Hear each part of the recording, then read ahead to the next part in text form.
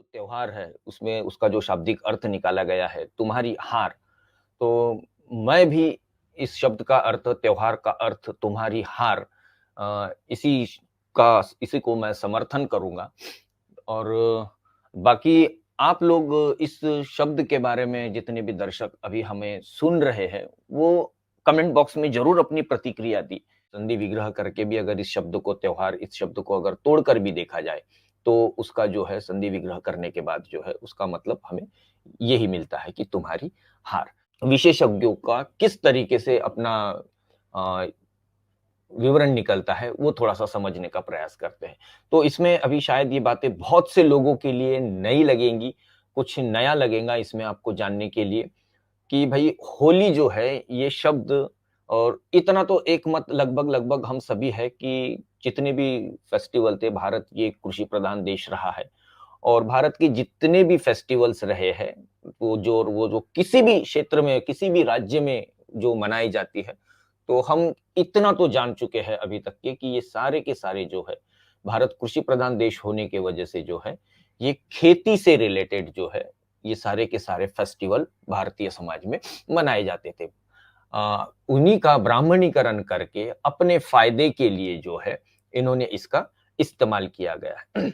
मैं इसमें एक चीज़ और ऐड कर देता हूँ कि ये हिरण्यकश्यप की फिर प्रहलाद को तो अभी तक के जान लिए, लेकिन उनके पिता का क्या हुआ इस कहानी में? तो इस कहानी में हमें ये बताया जाता है कि भई हिरण्यकश्यप को फिर जो है नरसिंह अवतार लेकर जो है उसकी हत्या कर दी जाती है और इस तरीके से हिरण्यकश्यप मारा जाता है। तो ये भी बताया जाता है। लेकिन जैसे कि नरसिंह की जो बात आती है, तो ये बौद्धों की एक नरसिंह गाथा है, उस गाथा में भी ये पाया जाता है और ये गाथा का जो विवरण है, ये किस तरीके का विवरण है, इसके ऊपर बस एक छोटा-सा मैं कुछ सेकंड में बता देता हूँ, कि क्या होता है कि जिस समय अपने पिता राजा शुद्धोधन के आग्रह पर भगवान बुद्ध कपिलवस्तु पधारे थे, उस समय राहुल की माता ने राहुल को जिन शब्दों में तथागत का परिचय दिया था, तो वो जो है उसके ऊपर जो गाथा लिखी गई है, वो नरसिंह गाथा है। जैसे एक पहली गाथा का मैं एक अर्थ बता देता हूँ,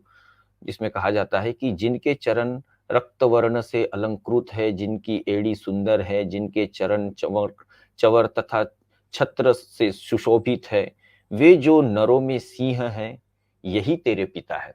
क्योंकि जैसे कि हम जानते हैं कि बुद्ध ने जब गृह त्याग किया था, तब उनके बेटे राहुल बहुत ही छोटे थे और कई वर्षों के बाद जब वो वापस अपने कपिलवस्तु में जब आते हैं, तो उस समय काफ़ी समय हो चुका था और गौतम बुद्ध भी जो है, बुद्ध ने भी पूरा वेश उनका बदल चुका था, वो भिक्षु बन गए थे। तो वो अपने पिता को पहचानने के लिए जो है माता यशोधरा जो है, जिस तरीके से राहुल को उनका हुलिया और उनको पहचानने के लिए जो एक उनके हुलिया का जो वर्णन किया जाता है, तो बौद्ध साहित्यों में उसे नरसिंह वर्ण नरसिंह के रूप में वो गाथा मानी जाती है। तो यहाँ से ये भी चीज़ हमें थोड़ा-सा समझना होगा।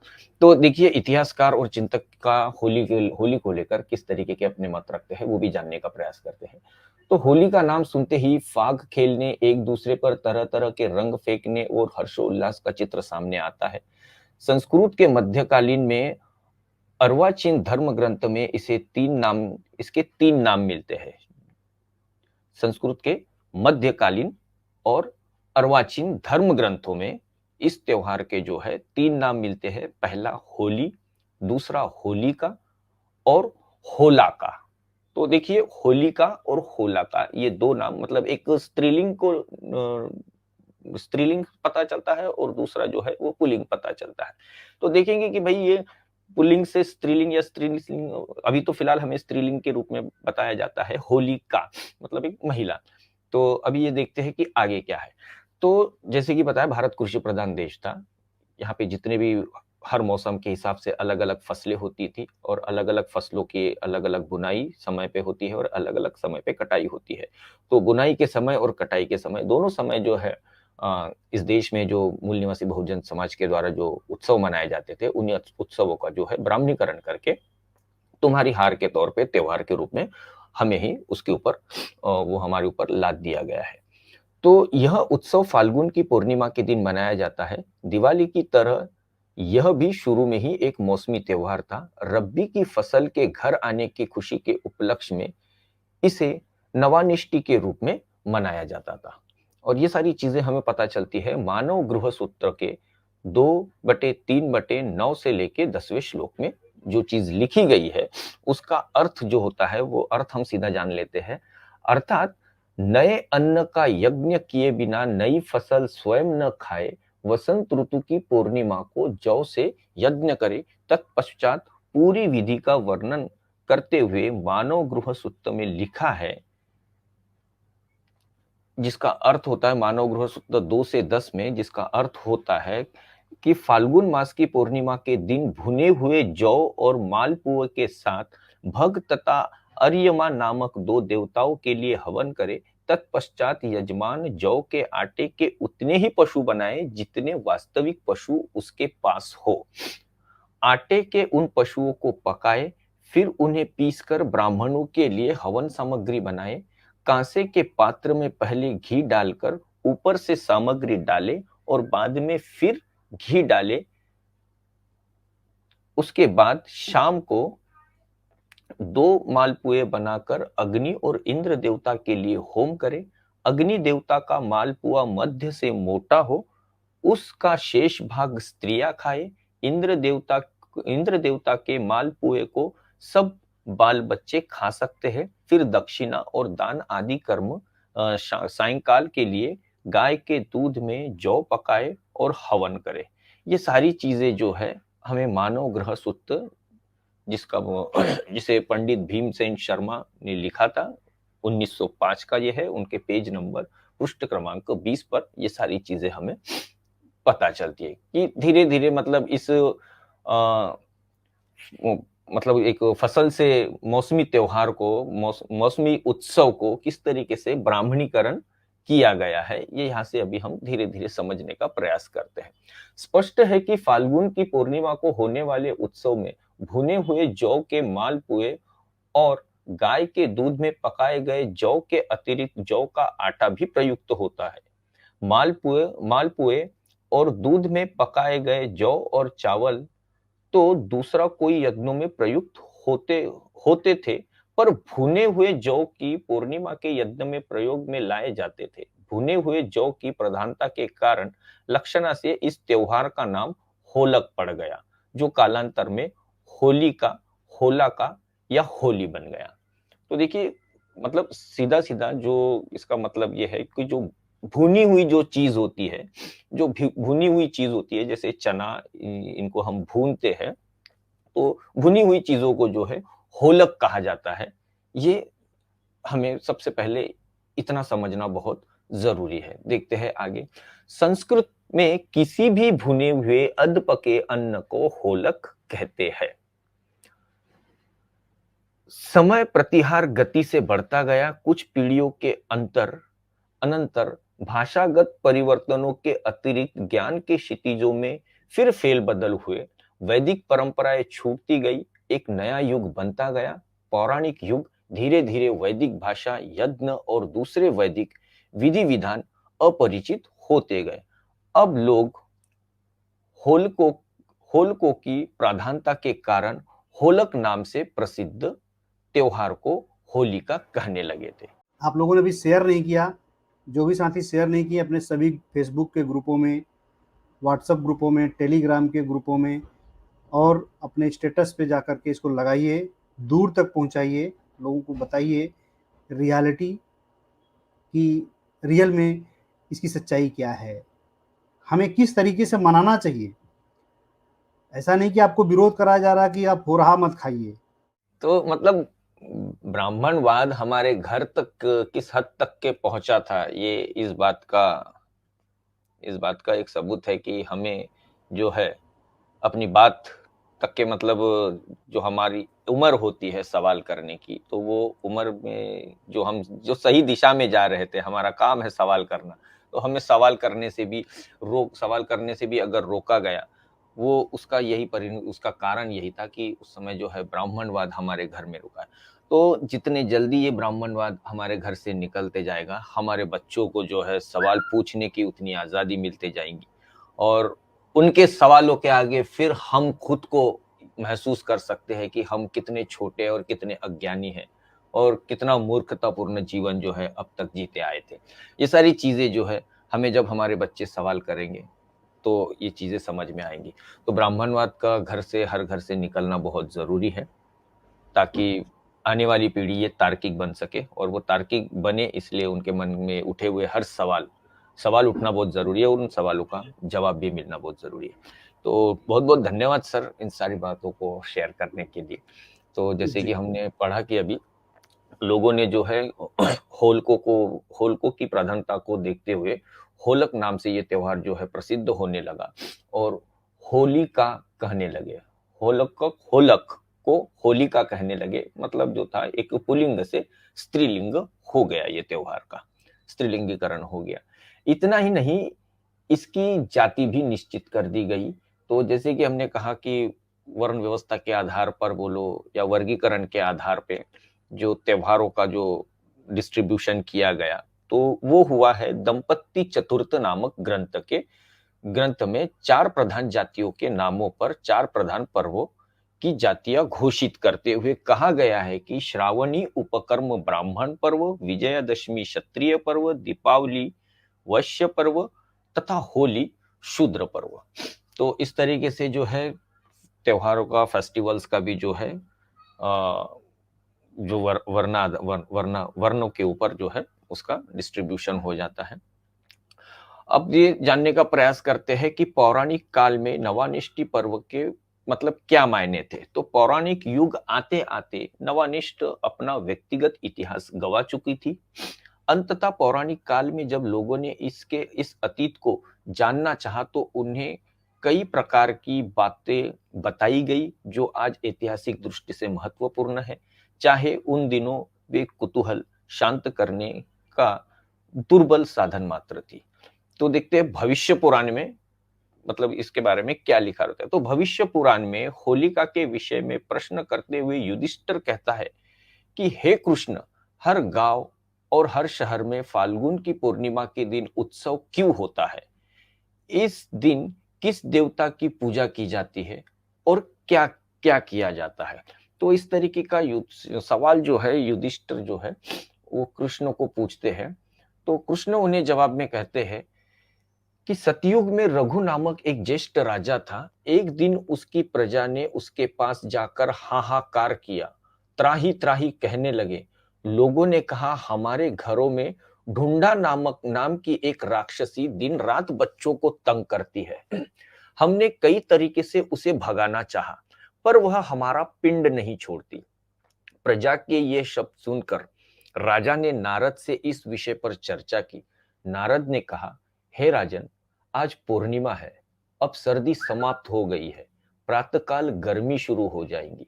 बच्चे लकड़ी की बनी तलवार लेकर योद्धाओं की तरह प्रसन्न होकर चले। वे सूखी लकड़ियों और उपलों के उपलों को सहर्ष एकत्र करें, विधि पूर्वक आग जलाकर रश्नोध्न मंत्रों का उच्चारण करते हुए हवन करें। अग्नि की परिक्रमा करते हुए वे हंसे, गाए, जिसके मुंह में जो आए उसका उच्चारण करें।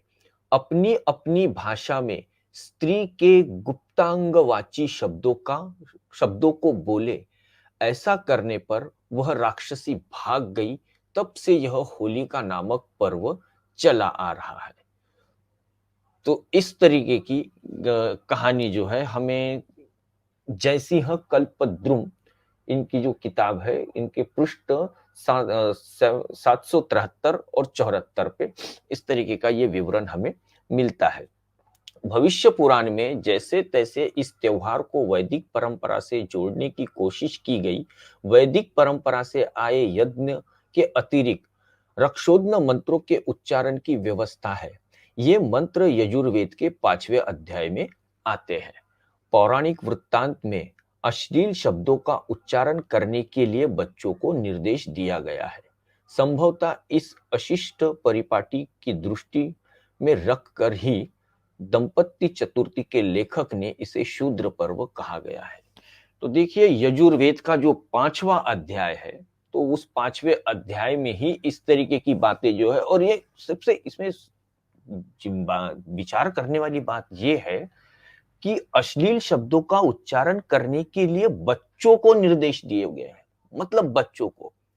तो सोचिए बच्चों पे किस तरीके के संस्कार पड़ेंगे, और वो भी किस तरीके की, महिलाओं के गुप्त अंगों को लेकर, जो जिसकी भाषा में जिसे जो बोलना है उस तरीके के जो आदेश जो है वो यजुर्वेद का 5वां अध्याय दे रहा है। तो आप ही सोचिए कि उन बच्चों पे किस तरीके के संस्कार पड़ेंगे।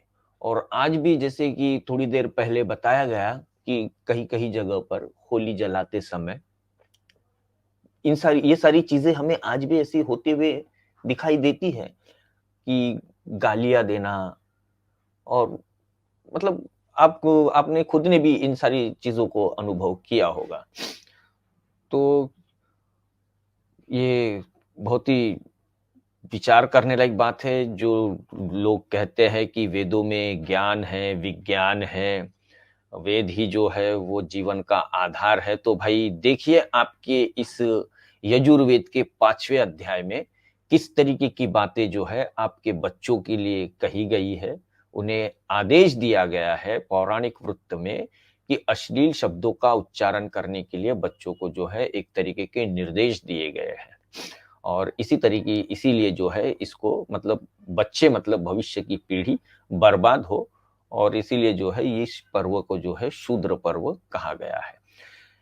यह बात यहाँ विशेष रूप से ध्यान देने योग्य है कि भविष्य पुराण ने होलक होलक मतलब भुने हुए अधपके अन्न को ढूंढा नामक राक्षसी बना दिया है, और उसे ही होलिका कहा है। करोड़ों सालों के युगों का हिसाब किताब देने वाले वह मनुष्य का क्या, देवताओं तक की वंशावली का प्रमाणिक विवरण देने वाले पुराण ग्रंथों के रचयिताओं की बुद्धि पर कभी तरस आती है तो कभी हंसी आती है। इससे सहज ही अंदाजा लगाया जा सकता है कि पौराणिक काल कितने घोर अज्ञान का युग रहा होगा। तो बिल्कुल इस बात से लगभग लगभग सभी सहमत होना चाहिए, जब बच्चों को इस तरीके के आदेश और निर्देश मिलते हैं कि आप जो है अपनी अपनी भाषा में स्त्री के गुप्त अंगवाची शब्दों को बोले, यानी आज की तारीख में जैसे हम गालियां कहते हैं तो गालियां दे। तो ऐसी एजुकेशन और ऐसी शिक्षा अगर उनके धार्मिक ग्रंथों से और उनके धार्मिक रीति रिवाजों से अगर मिलती है, तो वो काल जो है, वो पौराणिक काल जो है, कितना घोर अज्ञान का युग रहा होगा, इसका हम अंदाजा लगा सकते हैं। देखिए हमने कहा भी कि ये एक फसलों से, खेती से रिलेटेड ये एक उत्सव मनाया जाता था, और जैसे कि हर सीजन में जो है अलग अलग तरीके की फसलों की बुनाई और कटाई होती थी। तो गर्मी का माहौल, गर्मी के समय में जो है अपने शरीर को ठंडा रखने के लिए इन सारी चीजों का, इस तरीके का एक फूड जो है घर में बनाया जाता था। तो उसी का जो है होलक मतलब भुने हुए चने। अब इसमें इनकी जिस तरीके की स्वार्थ सिद्धि को भी थोड़ा सा समझ लेते कि भाई ऐसा क्यों किया है इन्होंने। तो क्या है कि होलिका नामक राक्षसी से जल्द ही पुराणों की दाल गल गई, जिसे अश्लील शब्दों का उच्चारण करके भगाने का विधान किया गया। शीघ्र ही उसकी पूजा के आदेश भी दे दिए गए, नारद पुराण में लिखा है। तो जैसे कि कहा कि भाई बहुजन समाज का जो भारत ये कृषि प्रधान देश था, तो ये सारी चीजें तो पॉसिबल नहीं थी, लेकिन ये इस तरीके की एक गपोड़ गाथा लिखकर जो है एक राक्षसी को जोड़कर, राक्षसी नाम जोड़कर इन्होंने जो है अपना एक थोड़ा सा स्वार्थ जो है उसमें पूरा कर लिया। और सिर्फ गालियां देने से वो राक्षसी भाग जाएंगी, इनसे तो ब्राह्मणों को कुछ फायदा नहीं होने वाला था। तो ब्राह्मणों को फायदा तभी होगा जब वो उसमें कुछ मंत्र या पूजा पूजा पाठ का कोई एक फॉर्मेलिटीज, एक सिस्टम बनाएगा, तो उसी माध्यम से जो है फिर उन्हें दक्षिणा, दान और दक्षिणा मिलेंगी, और उनका जो स्वार्थ। तो देखिए इन्होंने किस तरीके से फिर आगे और थोड़ा सा घालमेल किया गया है। तो होलिका नामक राक्षसी से जल्द ही पुराणों की दाल गल गई, जिसे अश्लील शब्दों का उच्चारण करके भगाने का विधान किया गया। शीघ्र ही उसकी पूजा के आदेश दे दिए गए। नारद पुराण में लिखा है, जिसका अर्थ होता है कि फाल्गुन की पूर्णिमा के दिन होली का पूजन करना चाहिए। लगता है इस आदेश के पीछे पुरोहित वर्ग का स्वार्थ काम करता था। होलिका को गालियां तो लोग स्वयं दे सकते हैं, लेकिन इससे पुरोहित वर्गों को कुछ भी प्राप्त न होता। अंततः उन्होंने पूजन की बात कही ताकि लोग वैदिक व लौकिक संस्कृति में श्लोकों का उच्चारण करवाने हेतु उन्हें बुलाए और इस तरह उनको रसद मुहैया होती रहे। पुरोहित वर्ग ने होलिका पूजन का न सिर्फ नारा ही लगाया, अपितु उसके ऊपर उसके पूजन के उपयोगी मंत्र भी रच डाले। और ये जो सारे मंत्र है, निर्णय सिंधु करके जो है उसके पृष्ठ क्रमांक 169 आदि ग्रंथों में पूजा का एक मंत्र है, जिस मंत्र का अर्थ होता है, हे होली, राक्षस से डरे हुए बालकों ने तुझे रचा था, इसलिए मैं तेरी पूजा करता हूं।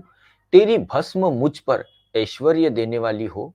यहाँ यह ध्यान देने योग्य है कि पूजा हेतु मंत्र बनाते बनाते होलिका राक्षसी से राक्षस बना दी गई है।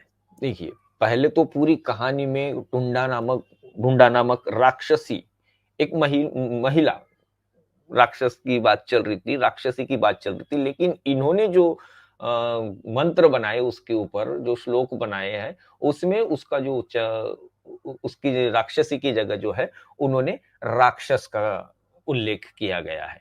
मतलब कितनी हड़बड़ी थी इन्हें दान दक्षिणा पाने की कि थोड़ा सा ग्रामर के तरफ भी ध्यान नहीं दिया। एक तरफ हम राक्षसी की बात कर रहे हैं और श्लोक में जो है राक्षस लिख दे रहे हैं। तो इतनी हड़बड़ी वाला काम जो है इनके द्वारा हमेशा होते रहा है। तो होली का अग्नि से इतना घनिष्ठ संबंध है कि आग लगाने के लिए होली जलाना मुहावरा ही चल पड़ा। वैदिक काल में हवन के समय अग्नि प्रज्वलित की जाती थी। पीछे से ढूंढा राक्षसी को भगाने हेतु अग्नि जलाई जाने लगी। बाद में जलाई गई अग्नि को ढूंढा उर्फ होलिका का अस्तित्व स्वीकारा जाने लगा। उसकी कृपा दृष्टि पाने के लिए प्रार्थनाएं की जाने लगी। जल रही अग्नि में कल्पित की गई देवी के अनुग्रह प्राप्त नहीं किया जा सकता था। अंततः अग्नि के शांत होने पर उसी की राख को उठाकर शरीर पर मलने में ही उसकी कृपा ढूंढी गई। इस बात का संकेत उपयुक्त मंत्र पूजा में है। इसके अतिरिक्त व्रतोत्सव चंद्रिका पृष्ठ क्रमांक 228 में होलिका की राख को उठाकर शरीर पर लगाने का भी मंत्र लिखा गया है। उस मंत्र का अर्थ होता है, हे भस्म देवी, तुझे इंद्र, ब्रह्मा और शंकर ने प्रणाम किया। अंततः तू मेरी रक्षा कर, मुझे ऐश्वर्य प्रदान कर। जब होली का पूजन प्रारंभ हुआ तब पुरोहित वर्ग ने अपना जन्म सिद्ध स्वभाव प्रदर्शित करना शुरू कर दिया। उन्होंने पुरोहित गिरी का सबूत देने के लिए कई तथाकथित बारकियां प्रतिपादित की। उन्होंने घोषणा की कि भद्र नक्षत्र में होली नहीं जलानी चाहिए। ये जो है पुराणों में भी मिलता है, एक श्लोक मिलता है जिसका अर्थ होता है, भद्र नक्षत्र में होली जलाने से देश में विद्रोह भड़क उठता है, इससे नगर का नुकसान होता है, अंततः भद्र में होली नहीं जलानी चाहिए। मतलब कहां से कहां ये लोग बातें जोड़ते जा रहे हैं। अभी देखिए, यह अंधविश्वास पूर्ण विचार था। फाल्गुन की पूर्णिमा में जब भद्र नक्षत्र होता है तब जलाई गई आग का देश में होने वाले विद्रोह से क्या संबंध। भद्र पूर्णिमा के दिन आधा दिन होता है। उस आधे दिन में सारे संसार में लोग आग जलाते हैं। प्रति वर्ष इसके परिणाम स्वरूप कितने देशों में विद्रोह हो जाना चाहिए था। क्या फ्रांस, रूस, चीन और बांग्लादेश की क्रांतियां उन देशों की अज्ञानी लोगों द्वारा परिपूर्ण पूर्णिमा के दिन ही भद्र नक्षत्र के दौरान जलाई गई आग का दुष्परिणाम तो नहीं थी। तो ऐसा सवाल जो है खुद लेखक इस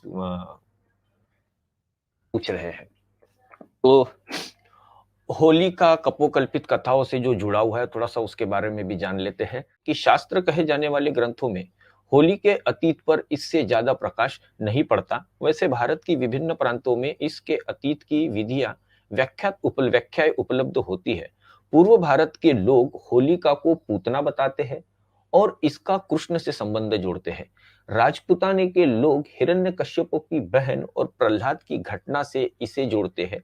महाराष्ट्र और कोकण पट्टी के लोग भविष्य पुराण के मुताबिक ढूंढा राक्षसी वाली बात कहते हैं। दक्षिण में इसे काम दहन की यादगार बताते हैं। तो अलग अलग क्षेत्र में अलग अलग तरीके की मान्यताएं हैं और अलग अलग मान्यताओं के आधार पे इसे अलग अलग रूप से इस त्योहार को मनाया जाता है। वैष्णव लोग कृष्ण के साथ इस संबंध को जोड़ते हैं। ब्रह्म पुराण में कहा गया है कि फाल्गुन की पूर्णिमा के दिन हिंडोले से झूलते हुए कृष्ण के दर्शन करने से व्यक्ति निसंदेह स्वर्ग को जाता है।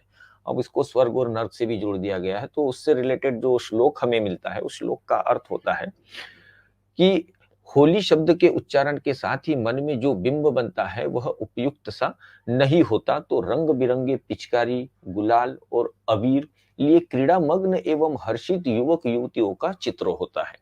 लेकिन यह विषम्यजनक सच्चाई है कि शास्त्र कहे जाने वाली संस्कृत भाषा की किसी भी पुस्तक में रंग उछालना, फिरने का कहीं पर भी जिक्र नहीं आता।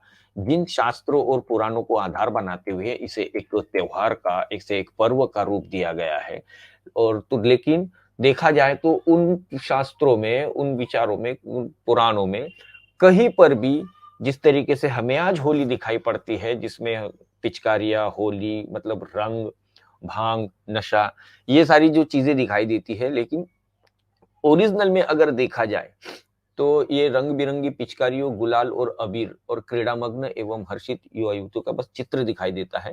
जबकि संस्कृत भाषा की किसी भी पुस्तक में रंग उछालते हुए फिरने का कहीं पर भी जिक्र नहीं आता है।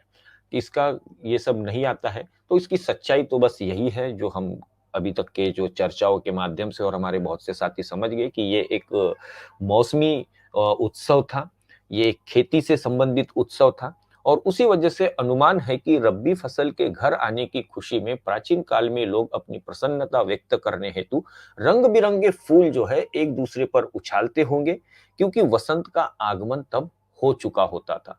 बाद में जैसे मौसमी त्योहार का इतिहास राक्षस राक्षसियों द्वारा जोड़ दिया गया, वैसे ही वे फूल चावलों का आटा, गुलाब, गुलाल, अबीर आदि बन गए।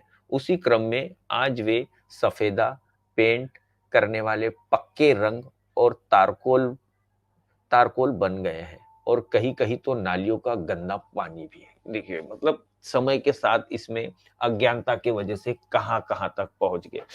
मूल निवासी बहुजन समाज जहां एक दूसरे के ऊपर फूलों फूलों से एक दूसरे का मतलब अभिवादन करते थे, स्वागत करते थे, खुशियां मनाते थे, उन फूलों की जगह जो है इन्होंने धीरे धीरे चावल और आटा, गुलाल, चावल और आटा, फिर उसके बाद वो चावल और आटे का गुलाल, अबीर आदि बन गए, और उसके बाद फिर सफेदा या फिर पेंट वाले पक्के रंग उसमें बदलते गया, तारकोल।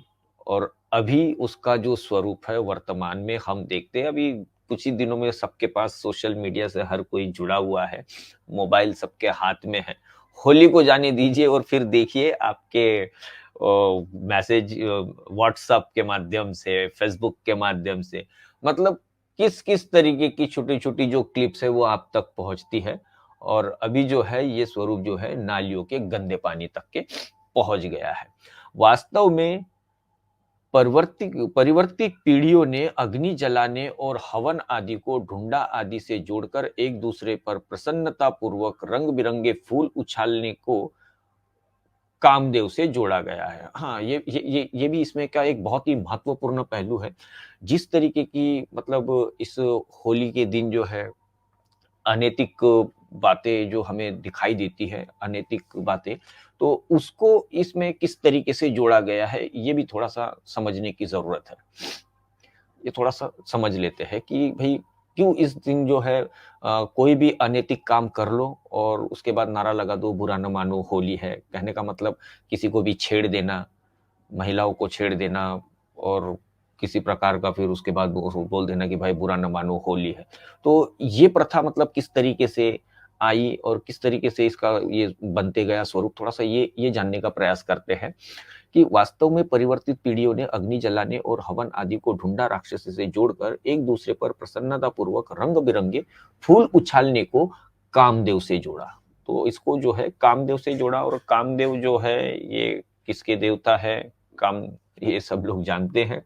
कामदेव से जोड़ दिया गया क्योंकि इस पौराणिक काल में यह अज्ञानता मूलक और कुछ हद तक मनमाना फेरबदल हुआ, तब तक काम देवता के रूप में प्रतिष्ठित हो चुका था। उसके बाण फूलों के ही बताए गए हैं।